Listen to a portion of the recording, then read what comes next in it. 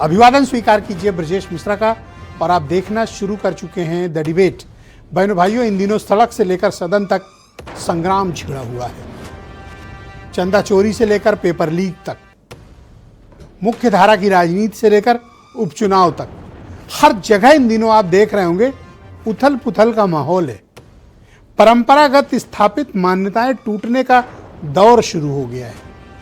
इस दौर की आज की दो बड़ी कहानी है, उपचुनाव का परिणाम और विधानसभा से लेकर लोकसभा तक चंदा चोरी और पेपर लीक का संग्राम। क्या होगा इसका और इम्पैक्ट क्या है, एक खुली चर्चा करते हैं सभी मसलों को लेकर। बहन भाइयों, किसी को यकीन नहीं था वो हो गया। एक अभूतपूर्व जनादेश बिहार से निकला। जिस पार्टी की पिछले साल हुए चुनाव में जमानत जब्त हो गई हो, एक भी सीट न जीते हों, उन्होंने वर्तमान दौर के सबसे ताकतवर mighty political party Bharatiya Janata party के किले को छिन्न भिन्न कर दिया। सिर्फ छिन्न भिन्न ही नहीं किया, गिरा के समतल कर दिया। और वो भी पार्टी के राष्ट्रीय अध्यक्ष की खाली की हुई सीट को जन सुराज के प्रशांत किशोर ने जीतकर बिहार में एक नया कीर्तिमान स्थापित कर दिया। जैसा कि मैं कह रहा था ओपनिंग के वक्त कि स्थापित मान्यताओं के टूटने का काल शुरू हो चुका है। चंदा चोरी की घटना से शुरू हुई बात, पेपर चोरी, जेनजी के आंदोलन और उपचुनाव के परिणाम और भारत की संसद में मचे संग्राम तक पहुंचिए। आपको हर जगह मिलेगा कि एक माहौल से छिड़ गया है कि हमें स्थापित परंपराओं को ध्वस्त कर देना है। जैसे इतने प्रख्यात, इतने बड़े मंदिर में चोरी हो ही नहीं सकता। कोई हिंदू चोरी करेगा, कोई मान ही नहीं सकता था। लेकिन स्थापित परंपरा टूटी, चढ़ावा अरबों का चोरी हुआ। स्थापित मान्यताएं टूटी, एक के बाद एक पेपर लीक। एक कराओ दूसरा लीक, दूसरा कराओ तीसरा लीक, तीसरा कराओ पहला लीक, लीक ही। नतीजतन इस देश ने वो आंदोलन देखा जो भारत के इतिहास में कभी ऐसा नहीं हुआ। उस उम्र के नौजवानों ने इस देश में क्रांति का बिगुल फूंक दिया, जिसको माना जाता था कि ये तो नखादे हैं, इनको तो कुछ नहीं आता, इनकी तो कोई समझ नहीं है, इनकी तो कोई विचार नहीं है, ये किसी मुद्दे पर 20 सेकंड की रील हैं, स्टैंड ही नहीं करते हैं।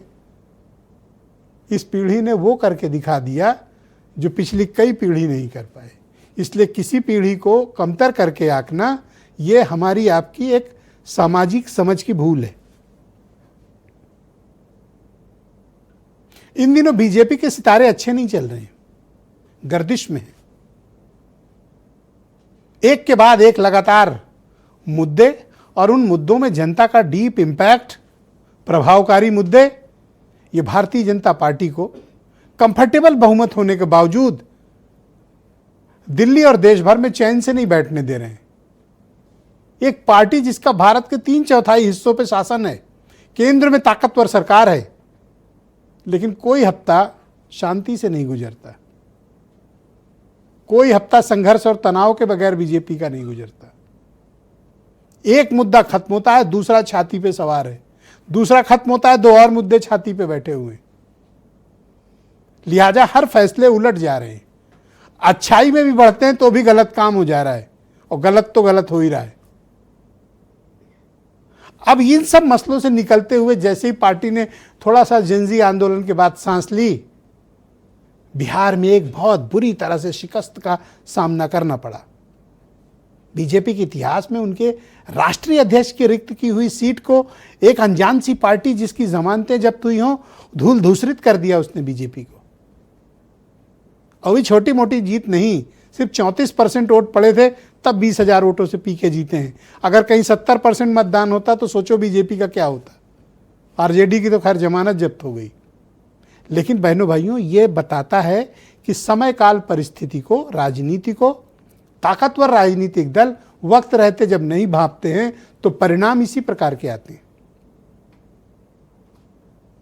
अब आप उत्तर प्रदेश की आज की विधानसभा देखें, हालांकि आज शोक प्रस्ताव के बाद, श्रद्धांजलि के बाद विधानसभा स्थगित हुई, लेकिन कल के जो इरादे दिख रहे हैं वो आज विपक्ष ने विधानसभा के भीतर और सड़कों पर प्रदर्शन करके दिखा दिया। कल का दिन उत्तर प्रदेश की विधानसभा में प्रारंभिक काल बहुत तनावपूर्ण होने जा रहा है। चढ़ावा चोरी, पेपर लीक, भ्रष्टाचार, कानून व्यवस्था, ये सब मुद्दे विपक्ष पूरी चढ़ाई की तैयारी में है। गांव गांव खुदी सड़कें, नौकरियों के मुद्दे बेहिसाब हैं और इनका जवाब सरकार को देना है। तो विपक्ष कल बड़ा तगड़ा धावा बोलने की तैयारी में है और भारत की संसद तो चल ही नहीं पा रही। दूसरे सप्ताह में हम संसद में पहुंच गए पर एक भी दिन कंस्ट्रक्टिव डिबेट नहीं चल पाई। सिर्फ पेपर लीक के मुद्दे पे थोड़ा बहुत डिस्कशंस हुए 8-10 घंटे। इसके अलावा पूरे दौर पे सदन खुलती है स्थगित, खुली स्थगित, खुली स्थगित, अखाड़ा बन गया है। सत्ता पक्ष, स्पीकर, राज्यसभा के सभापति, नेता प्रतिपक्ष, विपक्षी पार्टियां, कोई सहमति ही नहीं बहनों भाइयों। जब राजनीतिक दलों में इतने मतभेद हैं तो हमसे, आपसे और नौजवान पीढ़ी से क्या एक्सपेक्ट करते हो कि वो कौन सा संस्कार लेकर बात करेगी? जब हम देख रहे हैं कि आप सदन नहीं चला रहे हो, न चलने दे रहे हो, तो आप जो आचरण करोगे उसका प्रभाव तो जनता पे आएगा ना, हम पे आएगा, बच्चों पे आएगा।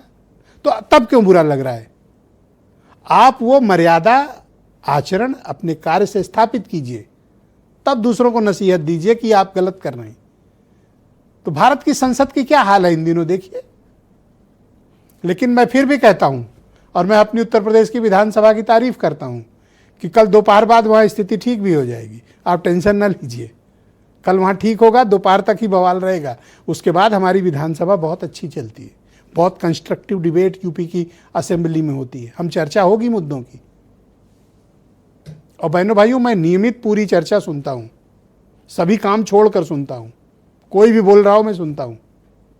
अब तो टेक्नोलॉजी, अब तो सुनने के लिए आपके सिस्टम, आपके ऑफिस में चीज़ें मौजूद। कहने का तात्पर्य यह है कि स्थापित परंपराएं टूट रही हैं, वक्त काल परिस्थितियां बदल रही हैं, संकेत बदल रहे हैं। क्या बीजेपी इन संकेतों को पकड़ पा रही है या फिर नहीं? चर्चा इसी विषय की, कुछ बयान फिर डिबेट।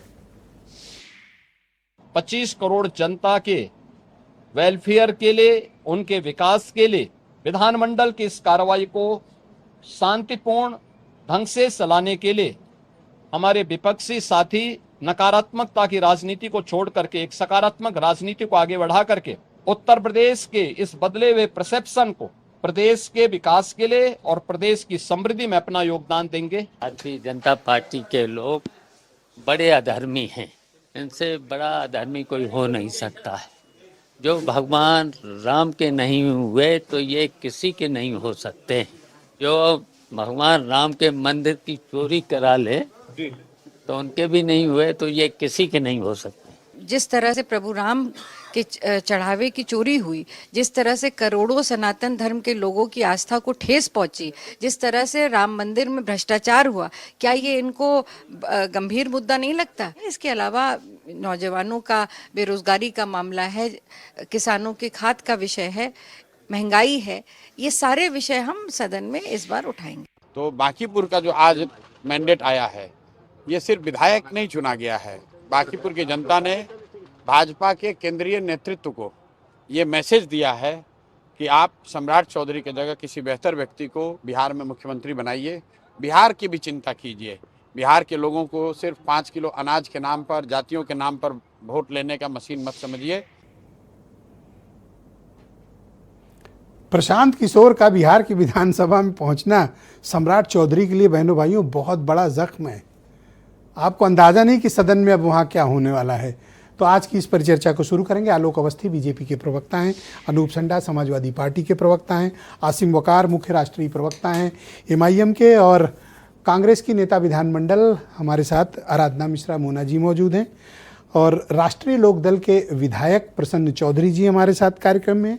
ब्रजेश शुक्ला जी बहुत ही जाने माने राजनीतिक मामलों के एक्सपर्ट जर्नलिस्ट हमें कार्यक्रम में ज्वाइन कर चुके हैं, और करपात्री जी महाराज हमें थोड़ी देर में अयोध्या से ज्वाइन करेंगे। तो आप सभी का शुक्रिया इस कार्यक्रम में हमारे